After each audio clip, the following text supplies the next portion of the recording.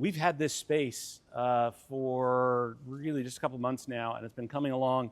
This is where we do our co-working. This is where we do, we'll start doing our events from now on. So appreciate you jumping quickly to come up here instead of down in the Commons.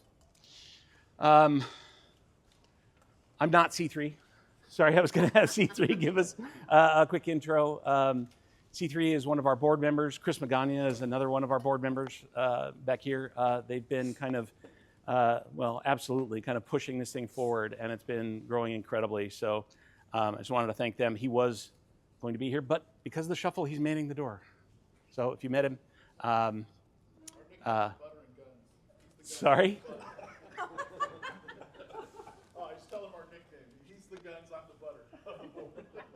I got it. It's the brains, the butter, and the bat. It's all three, each one of you guys. So want to thank all the sponsors that have been making this happen.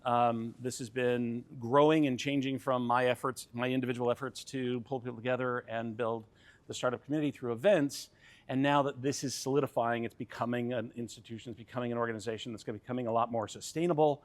And we're just excited where it's going. All the partners that are on here are coming on to help us make that happen, which is exciting. And our newest one, I'm excited, is CREDC. We're talking to them about collaborating on events and other things that we want to do together. Part of pulling Jordan out here was really because of the vision that he's had for kind of transformation of what CREDC's been and what's going on in the county. So just excited to kind of share some of that. If you don't know me, Dave Barcos, founder, executive director, North Bank Innovations. This has been a side hustle for a very, very long time, and it is changing now to really be what you're seeing, right? It's a hub and a gathering spot. And the reason that I did it is startups need help. It's hard. And we don't talk about it enough. We talk about hard, but we just say hard. We don't say the sleepless nights. We don't say you're going to not have the connections. You're not going to have the money to do what you want. We don't talk about all that stuff, right? We just say hard, and people walk away going, am I insane? And so this is really building a community about fixing that. And so I love this graph I saw at one point.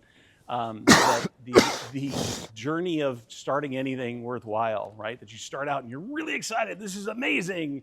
And then you're like, wait, it's hard. And you're like, I'm insane. Nobody wants this. Nobody pays attention. And you really, if you don't have a strong support system, you really can tank, right? And so you really kind of get in this sea of despair. And then you start getting a few people that listen. Right? A few people that do. And sometimes that's really seductive and it can fuel you, and sometimes it can delude you. And so it's hard to sometimes listen to that.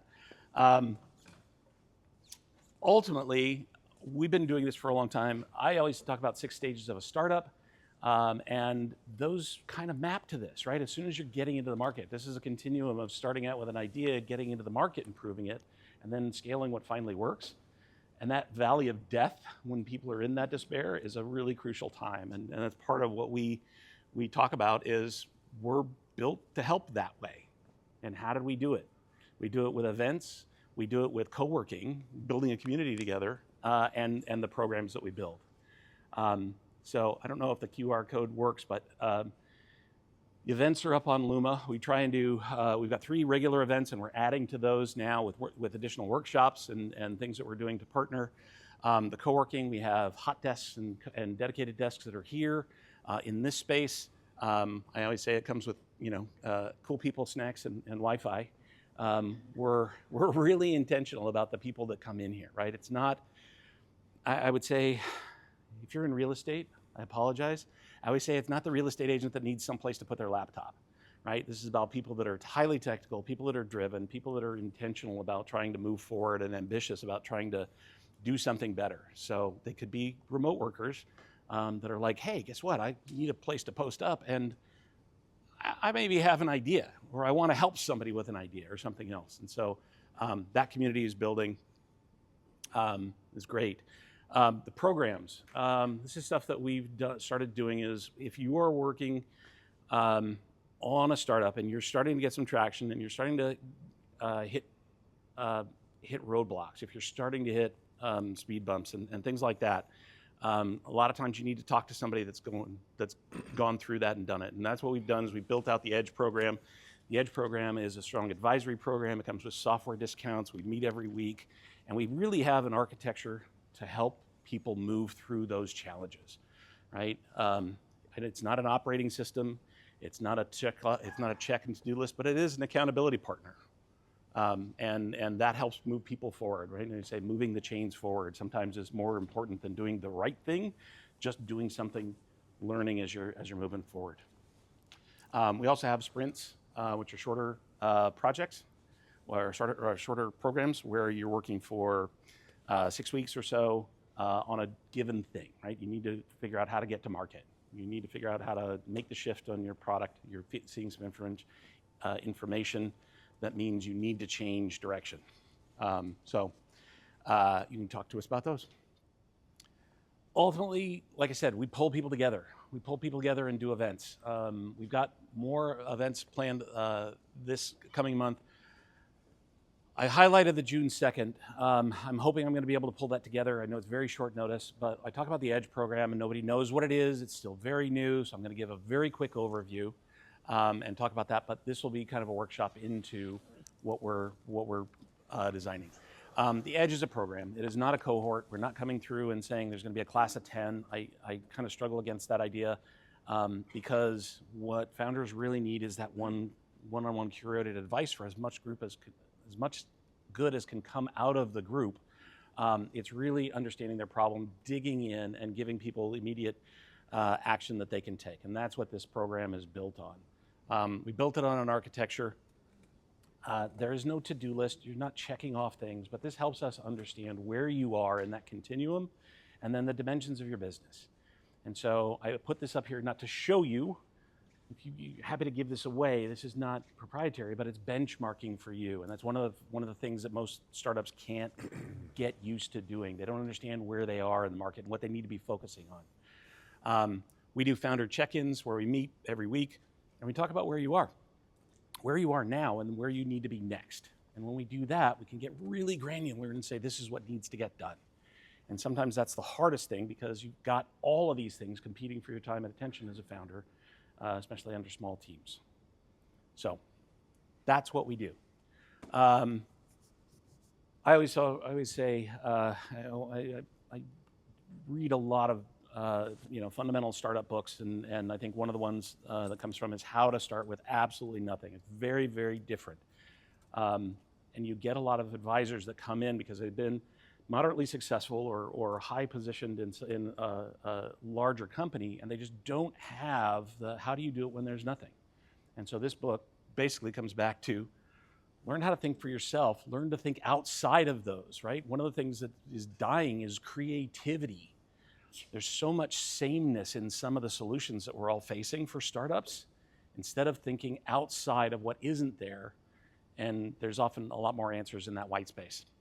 0 to 1, one of the seminal books, regardless of his politics. Peter Thiel wrote this. It is seminal. It is a phenomenal book that really kind of helps you position your thinking about building something that isn't in the market and something that really needs to be. So I would recommend that one highly. You didn't come to talk to me, much as I appreciate this. Jordan has been a big part of why Vancouver has been growing and energetic. If any of you know the farmers market, Vancouver's farmers market has been growing phenomenally. It is behind the scenes more than just where people show up. It's the connective tissue that's been starting to pull people together. So when you have things like the waterfront and then they're coming, well, what do we do when we go up on the Main Street? This has been a huge piece of the community and the growth. Just recently, I don't know, how long has it been now? 2 months. 2 months. 2 months. 2 years. Took the position as President of CREDC. This is the economic development engine. So if you're down in Oregon, you've heard of Prosper, Portland. This is the analogy. This is the corollary to what they're doing. But it acts very, very differently up here. And we've been a bedroom community for a while, and that's all changing. And Jordan brings a huge new energy to it. So I'm excited to talk with Jordan about what it is. So thanks. Me too. And I'll just preface this by saying, I don't know how to use this controller. I'll preface by saying that this is just sort of a generic presentation I grabbed from one of the presentations that done before me. Like Dave said, I've been here about 2 months, 2 years, two decades. That all's kind of blurring together at this point. It's been a lot. But so I'll kind of run through this really quick. But Dave sort of prefaced this as being a bit of a sort of a town hall style, and I can tell that you guys, a lot of you aren't afraid to speak up. So I'm very casual, and I would love to hear from you. So don't hesitate to stop me if you can't hear me, if I'm speaking too fast or unclearly, or if you have a question. We'll run through these slides really quick to kind of give you an overview of CREDC if you have not heard of or been super familiar with CREDC and or the maybe traditional economic development. We'll kind of talk about what that looks like, and then we'll kind of get in to talk about startups, which is what I'm really interested in talking about. And it's something newer to this organization, at least in our current iteration. So, Columbia River Economic Development Council, as Dave said, yeah, so if you've been in the Portland area, it's a sort of a blend of Prosper and Greater Portland Inc. So we work with a lot of Greater Portland Inc. Prosper, working sort of in the region, sort of in the Portland area on sort of local business development work, doing a lot of like development stuff, working with real estate projects and working with companies once they land here. Greater Portland Inc. kind of being out there doing sort of the recruitment and working on the bigger level to sort of land companies in the region and hand them over to Prosper or Metro or any of the other organizations here in the community, including ourselves. We're part of that group. What is CREDC? Well, CREDC fosters Clark County's economic resilience and prosperity through supporting job creation and capital investment. That's the line. At the end of the day, what we exist to do is support a growing economy through bringing money into this community, hopefully, helping people here in this community bring their businesses outside of the region to sort of grow their capital and ultimately create jobs. That's how it's described to me, I think, really clearly by a city manager here in the area. He was like, at the end of the day, your job is to get more jobs in our community and sustain them and grow them. That's what we're about. So we do a lot of conversations around workforce, a lot of conversations about job creation. We do this a couple different ways. Currently, this is sort of today, this is how we do this. So we sort of grow the traded sector and grow the whole economy. Traded sector is a term I've heard a lot, but I hadn't really dove into previously.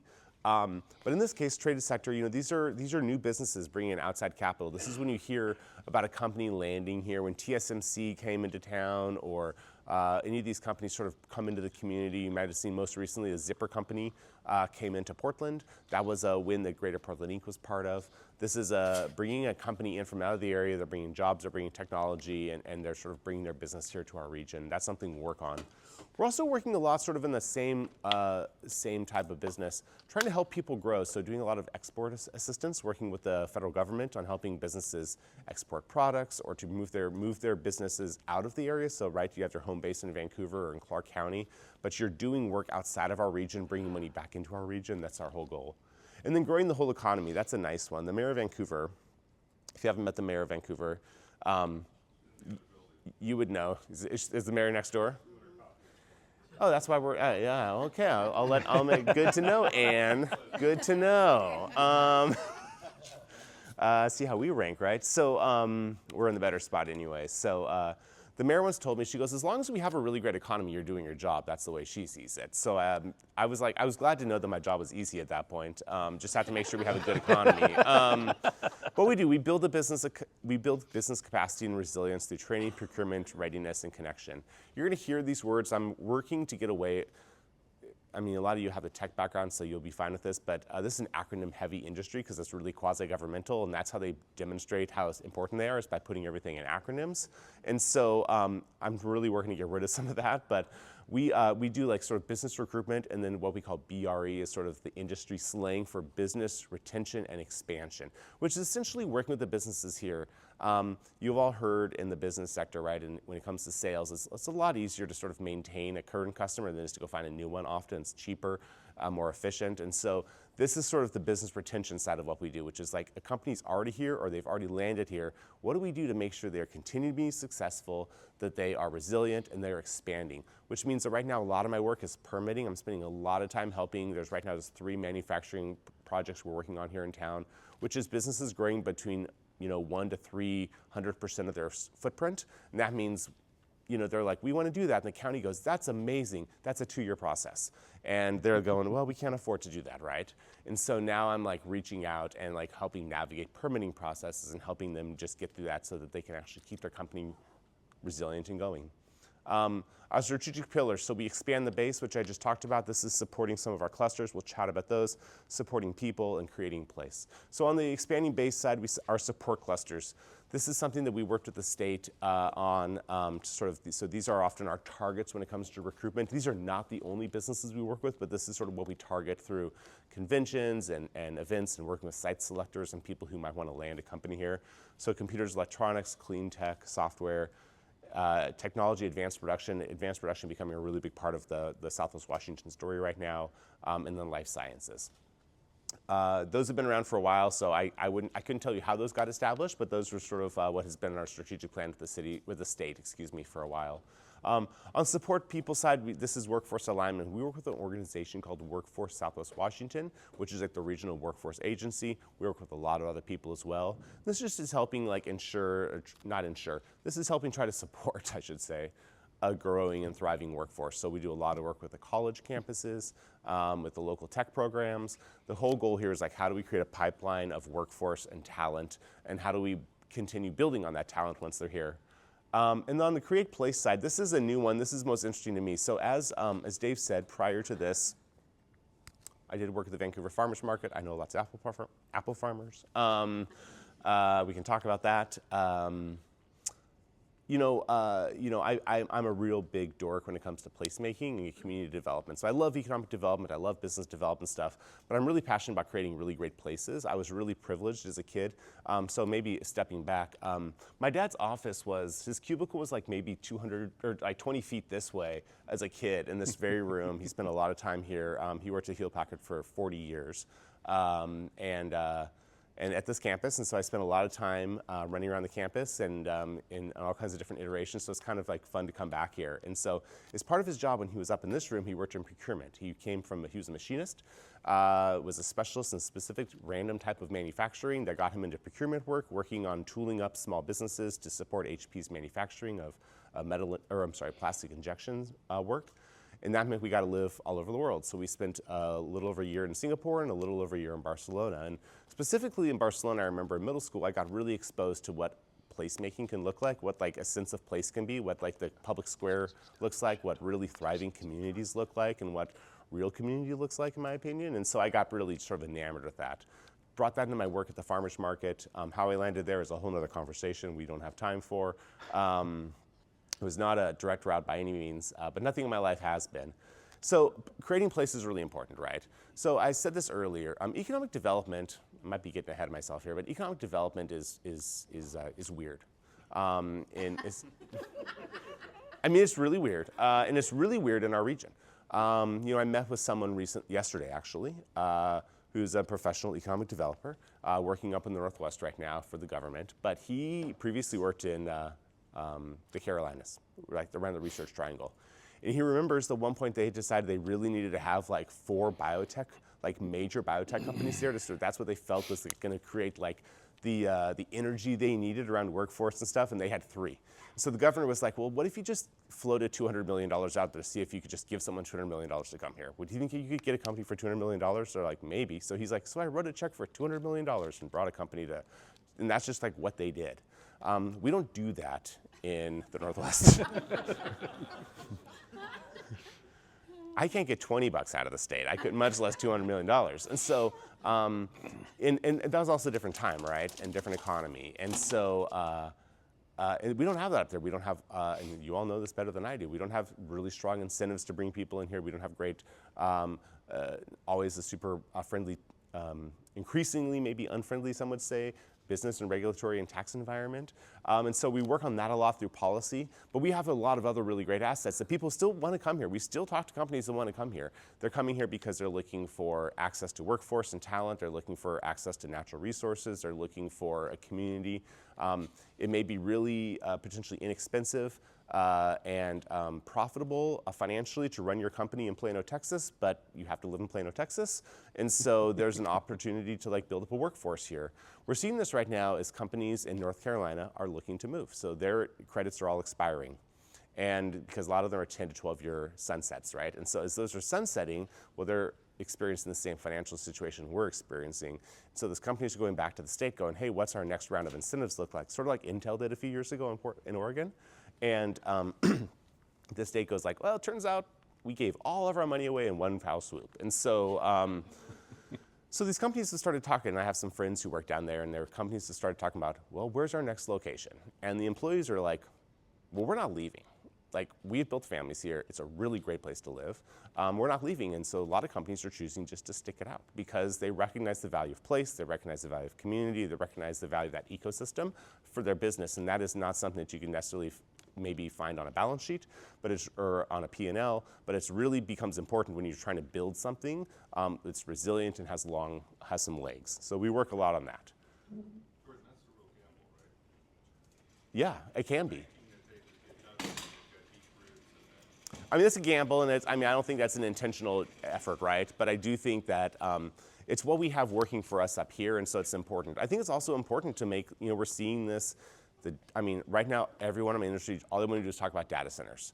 And there's lots of conversations happening around data centers. You've seen the news out of Hillsborough. If you haven't, look it up right now. Some challenges with the mayor and their data center situation there. Obviously, we have natural resource issues. The Oregonian has done, I think, a number of at least very interesting articles out of the Dows around Google and their expansions and their goals and sort of the long-term impacts that has on a community. And at the end of the day, we're in Clark County, which does not have a lot of developable land. Has some environmental concerns, and we have job needs, right? And so data centers take up a lot of resources, and they take up a lot of space, and they don't always necessarily have a long-term job growth. Now, I was in Washington, D.C. a couple weeks ago, and there was a group from Texas there, and they were sharing their data center projects, and they were showing their 28,000 jobs that they were currently being employed in the data center industry. And someone from Portland was like, well, what's your long-term projection? What's your 3-year projection of jobs in 3 years? And they're like, well, it'll be about 300 in 3 years. But for now, we have 28,000 jobs, and that's what we're banking on, because they're all construction jobs, right? And so this conversation is like, what's the long-term viability look like? And this is something I'm bringing. This comes from my farmer's market background, comes the fact that I'm from here, that a lot of my economic development sort of initiatives are focused on what creates long-term sustainable health in our community. High-paying, good jobs, good educational systems, great places to live, instead of what's going to get us a really great return for the next 2 to 3 years, but maybe have some long-term challenges for our community. So CREDC, we are an ADO. See, that's that acronym I was talking about. Associate Development Organization. Other states call them EDCs, Economic Development Corporations or councils. Every county in Washington state has an ADO. Some of them share an ADO because they're so small or rural. Some of the coastal counties will share an ADO, but every county has an agency or an organization their ADO. So Skamania County has an Economic Development Council, as does Cowlitz County, as does Clark County. Up in King County, it's the Seattle Metro Chamber of Commerce that provides sort of county-wide support. Essentially, all this means is we all have a contract with the State Department of Commerce, and we are the go-between between the states and your businesses and or the cities, and we're often working, I'm on the phone at least once a day with Commerce about some ongoing issue, and so we have a contract to manage things with them. Commerce will send ideas down to us, they'll send business leads down to us that they often contacted, because usually when there's a national search, those companies will often land at Commerce first. Commerce has a department doing that. They'll pitch them to us. They tell me, Jordan, I need, this happened recently, I need 1,100 acres and 1.8 megawatts of energy, and I need it in 2 years. And I just go, thanks, that's over twice the size of our grid, and we don't have 1,100 acres. And so, and we ship them on their way, right? That's a data center probably. They won't tell us that, but that's probably what that is. So that's what we serve. That's our role. We have a lot of partnerships. So WIDA is sort of our statewide organization. Greater Portland, Inc., and this is the Greater Portland region. So Greater Portland covers this whole region here, sort of has what's called a economic development statement for this whole region, and we're part of that as well. Clark County has been sort of the shining star in the Portland metro area for the last couple of years, growing the fastest, in fact, the only one growing in recent years. We are definitely starting to slow down significantly in our county. We're still growing, but at a pretty low rate. All of the Oregon counties, have been seeing negative growth in the last 3 to 4 years, which makes my board meetings, they're really fun because they just are like, oh my gosh, it must be nice to be in Clark County. I think they forget the past 20 years when Portland was like kicking butt and Clark County was kind of struggling and sucking wind for a long time, and they wouldn't even let us in the room. But an interesting conversation I had was at a board meeting there recently as they were talking about how to save Portland was a large contractor, probably one of I believe the largest contractors in the world has a large presence here, and they do a lot of municipal work. Like they work on dams and they work on big things like this. They work on BPA projects, and he's a really great guy, and he runs like the West Coast region for this company. And he was like, well, I have to re-sign an office lease in 2 years, and I'm wondering, why do I re-sign in downtown Portland? Because it turns out that 70% of my workforce lives in Clark County, of our engineers and our work, and he goes, and 60% of our future work right now that is on the books is in Vancouver or Clark County. And the other 40% is spread across the entire state of Oregon. And so he was like, this is where all the action is right now. What's the conversation look like? So that's happening. This is a cycle. I mean, right now Clark County wants to beat their chest about it. We will have our just rewards, and someday and Multnomah and Portland will see their growth again. It's still a great community, and they're doing lots of recruitment. Those are our strategic sectors. Some of the really quick, I'll run through these. Some of our last year's results. We worked with 186 businesses last year, ran 76 projects through completion through various pipelines of permitting or whatever it looks like. Brought in 24 recruitments, a lot of those office space, mostly from Portland, you're right, like people relocating. About $200 million in capital investment last year in Clark County of new money in the community, 425 new or retained jobs, and put about a little over $500,000 of square footage under contract through some of those retentions. Expansions in the community. 2025 was a little bit of a down year for us, but not bad. It looks like from what I'm seeing, sort of historical success. I want to talk really quickly about this before we wrap up here on our APEX program. APEX is a program that's actually the Department of Defense. It was something they started years ago to really help local or smaller companies become competitive in government contracting. And it's technically still, I believe, a Department of Defense program, but it's really government-wide. And in fact, really is applicable to local government, is where a lot of our work is happening. But APEX is a program. It's run out of Thurston County, Washington. We have and then we have a division for Southwest Washington that we house in our office with a guy named Maurice. As we speak, he's teaching a class for the IBR program. So we're doing a lot of work with the bridge replacement program. And this is just, if you've ever tried to work with the government, say no more, right? So that's his job, is to help navigate the government process. That's moving you through all of the specific licensure and appropriate security clearances and access to all the right infrastructures and the right systems, and getting everything you need as a company in place so you can be competitive at a federal level. And that can be arduous. It's not, once you get in, it's actually not that bad, but it's really hard to sort of get through that initial setup. And so that's what we do. We do one-on-one coaching. And I mean, he'll just sit in the office and work people all the way through all their registrations and all of their data and all of their record keeping to make sure that they can pass muster when it comes to applying for like a state or federal program. We're doing a lot of work with CTRAN as they build out infrastructure for transportation, doing a lot of work with the city of Vancouver, the Port of Vancouver, helping get people connected there. And then obviously the biggest project is going to be this IBR project, which is going to be a gigantic boon for our local infrastructure companies. The bridge itself, right? Everyone's focused on the bridge. The bridge itself will be big, but that's less than half of the total project, budget-wise, is just the bridge.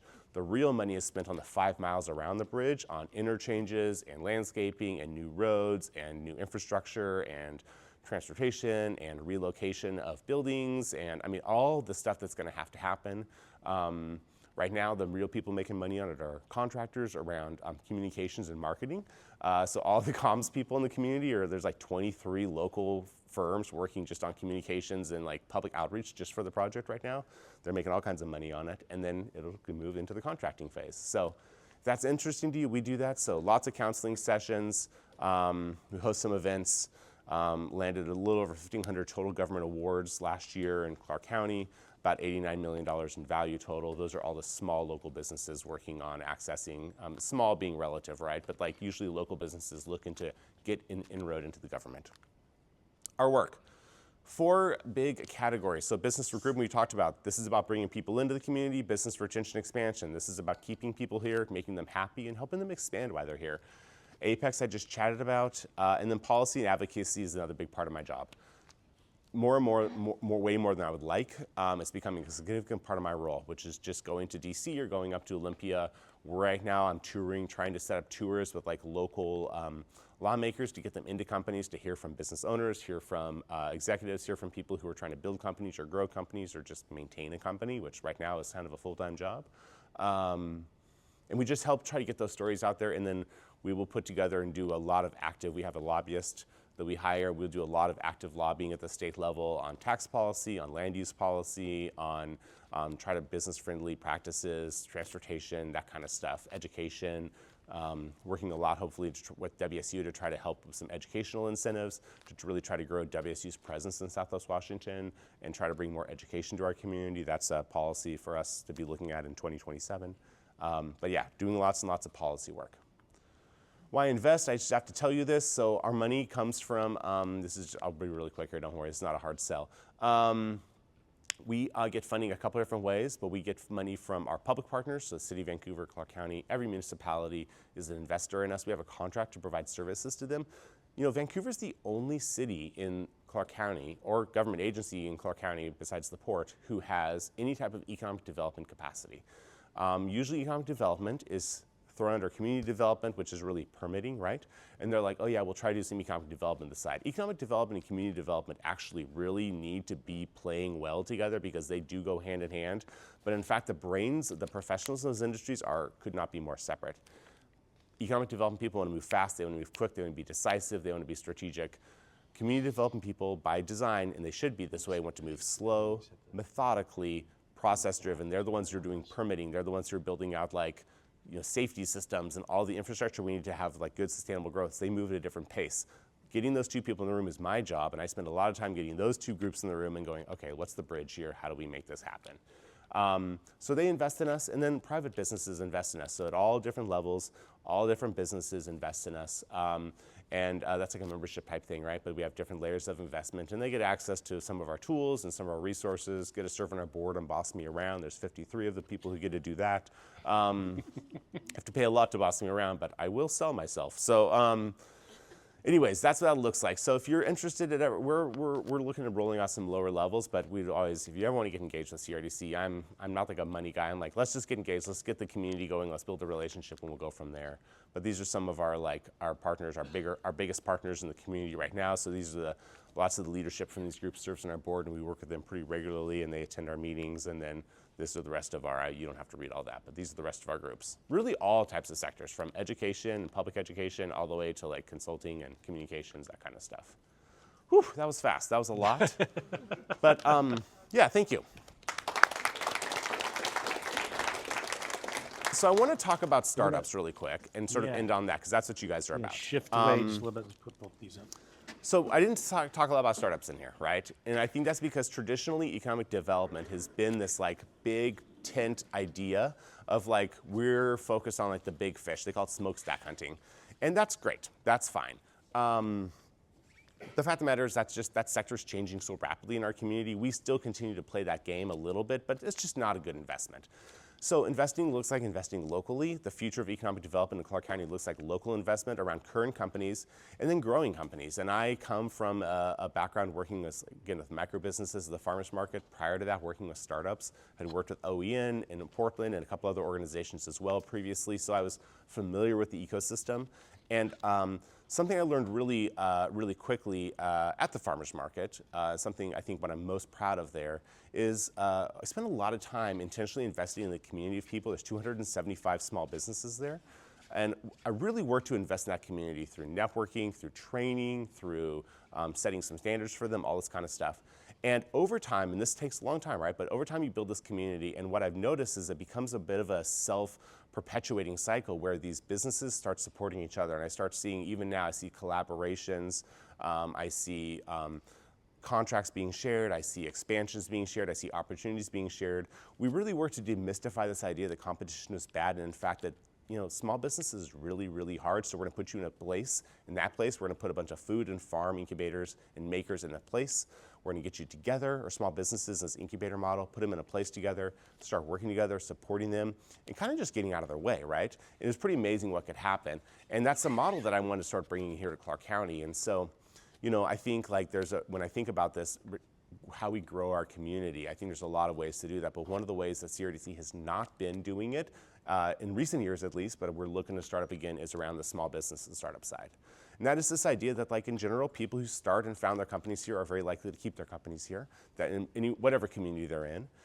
We also, I just think that there's something that happens that's really incredible when people who have new ideas and fresh ideas and exciting ideas are allowed to sort of pursue those, and there's an energy that comes out of that I think is infectious, and I really want to perpetuate that, and I think it actually encourages our more maybe stalwart, larger companies to also be innovative, and we want to force them a little bit out of their shell. And so I'm really committed to the extent I can be right now, but hopefully growing our commitment around supporting startups and small businesses, and seeing what a real ecosystem would look like instead of sort of the bifurcated system.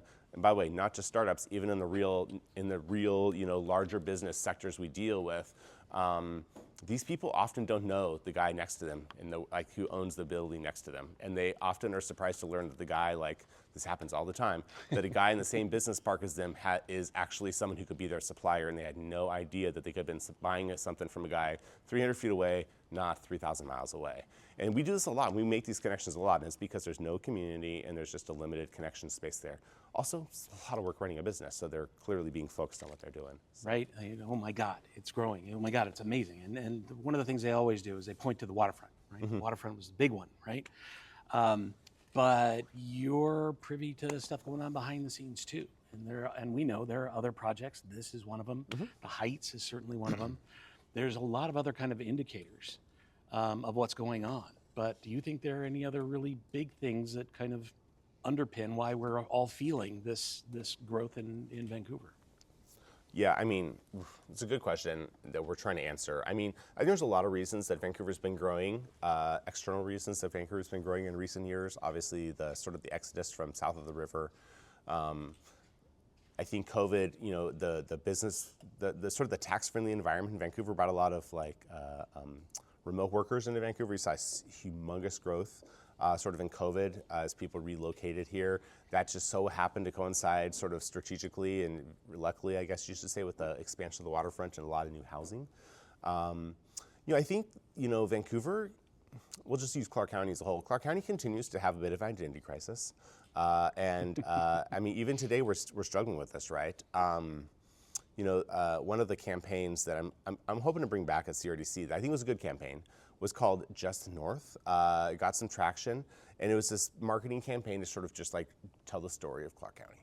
And it's good. It's a great thing, and it has really good assets from a branding perspective and from a storytelling perspective. But I was like, where's the name come from? And they're like, well, it's just north of Portland. I was like, why are we telling people what we're not? Why are we? This is a very common thing. And when I recently sat through an event with OPB where the new CEO of OPB was asking people in Vancouver, how do we better serve Southwest Washington? Because you're sort of technically part of our news district. And what does this look like? And how would you describe your community? And they proceeded to describe the community as how it's not Portland. And I've always had a problem with that because I actually think Portland is a really great community. It has a lot of great assets going for it. I spend a lot of time over there myself. And I think Clark County is an amazing community. I choose to live up here for a lot of those reasons. And so that being said, I think that hopefully that response will be thoughtful. I think the nice thing about Vancouver and Clark County is being across the river and truly in a different state, meaning that we just can't do the same things. Some of the maybe the blurred lines and some of the sprawl you've seen south of the river that is just inevitable in these shared communities is not going to necessarily happen up here because it can't happen, right? Because we're in a different state with different regulatory environment and different rules and different processes, which just gets in the way of that. And so that hopefully is a good chance for people to think and be more thoughtful, which is, you mentioned the Heights Project, which is a new project in sort of central Vancouver. It's very exciting. Primarily housing development, but also business development happening there, retail. It's a sort of a planned sort of neighborhood redevelopment. I think it'll be really important. The Main Street Downtown Project, I think, is disruptive to small businesses right now, but long term is going to be, the city's doing it right. I mean, they're clearly building, as they say, like a 100-year street. They are doing all the infrastructure, they're doing all the underground work. They're like, we know this is impactful, but once it's done, it's done for good. And I really value that perspective as a community developer. And I think that sort of intentional work will really build like a really vibrant community, and then we need to help also neighborhoods like Battleground and Washougal and Ridgefield do that. Keep your eye on Washougal. I think that to me, like what the Port of Camas Washougal is undertaking under their new leadership and their expansion around community engagement and high-tech manufacturing and renewable energy. Some of the work they're doing down there, and the city of Washougal and them are really close, and they are working really hand in hand in ways that most times cities and ports don't. I think Washougal is poised for some really, really interesting growth. Yeah, I think there's been some amazing growth. I think one of your stories, certainly working through the farmers market, is the connection into startup, right? The connection into, and we talked about it before. There is no state level, city level, federal level definition of a startup. Economic development calls this small business at 500, and then they say a micro business, which is a measure of employees, but it has no measure for the aspiration of a company, right? And Instagram was 13 people and sold for $1 billion to Facebook, right? The economic impact and the social impact of startup is really, really different. And because of that, it feels like a bunch of home run hitters. Everybody thinks it's all Silicon Valley stuff. Everybody's just in it to get rich. And I think there's been this real interesting disconnect between, when we say economic development, it is the tide that raises all ships, so that people in this room that are starting things start to find better players to collaborate with. They find more opportunity through the other companies that come in. And so I think that's a thread I think you understand. Yeah, I talk about small businesses a lot, and I try not to use those words interchangeably, right? Startups and small businesses are uniquely different because of this sort of this desire for growth. But it's a small business month right now, and we know that last I heard, I think over 90% of all jobs in the country are from small businesses, like less than 20 employers. I mean, it's wild when you think about you look at these big companies. We look at, this company employs 10 or 20 or 30,000 people, which is crazy, and yet they are just a drop in the bucket of total U.S. employment. And so small businesses, and that would include startups, and that these these smaller employers are really employing a ton of people. And personally, I'm somewhat risk averse, and so which is a good room for me to be in, right? But in that I go, why would we throw all of our money after one employer who's going to bring in 500 jobs and really make us work for those jobs, when we could maybe go after, 10 employees or 10 employers with 50 jobs, or 100 employees with 20 jobs, and some of those will fail and some of those will leave, and that's fine. I mean, that's life. But when that one company leaves, or one company decides to shut a division down, we don't lose 500 jobs, as we're seeing right now in our community when Peace Health does a big layoff or whatever. And so that's something that's important to me. I think it's that connectedness too, though, that you talked about. Somebody doesn't know that in the same business park, right? When you put your focus on the smaller businesses, on the startups and what's going on, you build the community that knows each other. And that's one of the things, that's one of the big challenges that's happened through COVID, is it kind of broke us into remote. And so I think by focusing on these smaller companies and startups, you're starting to bring them back together. I think, bring that community back together. And I think on the startup side, I think that scalability is really key, and we need to not just help them launch, we also need to have a process to help scale, right? Because that's really, it's there's one thing just to get started. Scaling is a whole different ballgame. And it's not just one thing. I mean, so at the farmer's market, I'd sort of, when I first started, many, many years ago, I was like, I saw right away, they're like, this is a Couve market. I was like, this is a business incubator. Like, I'm talking to these people, I'm talking about the money they're dealing with. I'm like, you're a business. You're not like some vendor at a farmer's market. I mean, some of these people are doing $500,000 a year in revenue out of those businesses. And I'm like, this is, I have people, in fact, yesterday, one of the old vendors called me and she had quit her job 3 years ago. Her husband quit his job this week, and they're full-time doing this. I mean, you're able to sort of support a family and you're able to leave your sort of corporate job, and this is great. But as I was saying there, like, scalability is like the process. And I used to be like, oh, when you're a farmer's market booth, you're like, I have a booth, now I have like some food business, now I have a food truck, now I have a restaurant. Those are my 3 steps. That's my ladder to success. And then I realized that like it takes about $10,000 to start a booth and about $100,000 to start a food cart. Well, that's a big gap for a micro enterprise. You want to start a restaurant? Well, now you're at $1 million. And I'm like, oh, these gaps are significant now, and there needs to be a lot of rungs on this ladder, and I think every business needs those. So scalability is important to me. I mean, at the end of the day, it's about job creation for us. And so when I look at that and they look at that startup, it only has 3 or 4 employees. Like, what's the big deal? I go, yeah, but when those companies grow, that's going to turn to 3 to 4, and you'll see them year over year. Like, now we're at 10, now we're at 15, now we're at 20, and these are local jobs. And we're creating generational wealth. We're helping entrepreneurs get off the ground. I mean, there's a lot of like societal benefits to this. And so I think it's not the only part of our economy. I mean, you need large employers, you need major manufacturers, you need infrastructure, you need healthcare, you need education. Mm-hmm. But you've got to have a vibrant startup scene. Yeah. That's really important to me. Yeah. Well, I'll say one more question, then I'm ready to open it up. You also mentioned WSU, working with them. And I think of more ecosystem builders, right? I mean, and ecosystem is kind of a big lofty word. People don't understand how it works in practice, in theory.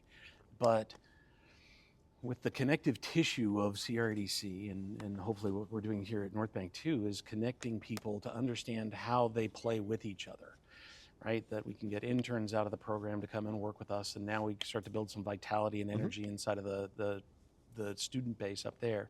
But you're also connecting them to industry, and their industry is seeing trends, and those inform what they're educating, right? Whether they're working into AI or advanced microfluidics or things like that, right? So that flywheel of those pieces, I think, is essential. What do we need more of here in that flywheel? Because it's been a weird broken one to a certain extent. Boy, good question. I don't know, so yeah, I was asked, like my second day on the job, someone was like, well, if you had a magic wand. The magic wand I hate question. That stupid question. Like, Perfect. Okay, well, do you have one I can borrow? It was the Department of Commerce, so I was like, I don't know, you have lots of money. And they were like, not incentives. They always say, but not incentives. What would you like to see in your community that you think would really move the needle on economic development? And I was like, I probably have a better answer now, but in the moment, my answer was like, well, I would see a Tier 1 research institute in Southwest Washington, and I would and a thriving arts and culture scene, which I know may feel different. But I was like, when I sit back and look, I go, every great community globally, and even the U.S. I've ever been to, has usually had either a really great university system that's present, it has had a really thriving arts and culture scene, often both. There's other things too, obviously, but there's something that happens there. But I think, we don't even have it in Portland, and it's crazy that our metro does not have a super thriving. I mean, we have good colleges. I'm not knocking on the colleges are here doing the best they can, but like, it's nothing compared to what I see in other cities when I go to that have really thriving arts. I'm sorry, not arts, but like university, medical systems, research institutions. UW's I don't believe is a Tier 1 research institute. WSU is.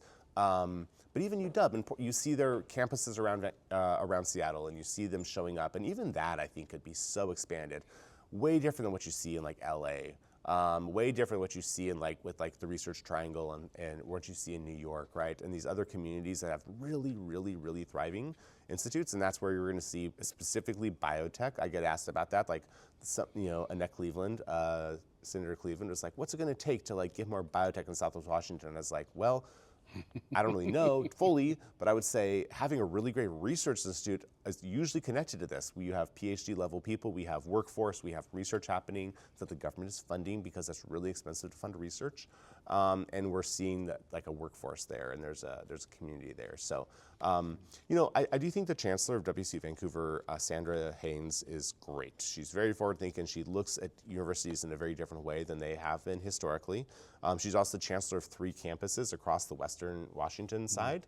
So that's a real challenge for her. She's aware of that challenge, but that's a real world issue. But yeah, boy, if I had a magic wand, I would like quadruple the size of WSU probably, and I'd like to see maybe even one more institute in the area to really bring some like educational firepower to our community. Nice. I like it. Guy, Jordan, thank you. Yeah, thanks for your time. Amazing conversation. Really appreciate it. Thanks for being here. I don't think there's any quick close. It's 11:10. We said this runs till noon. I'm going to invite you, if you want to co-work today out of this space, grab a desk.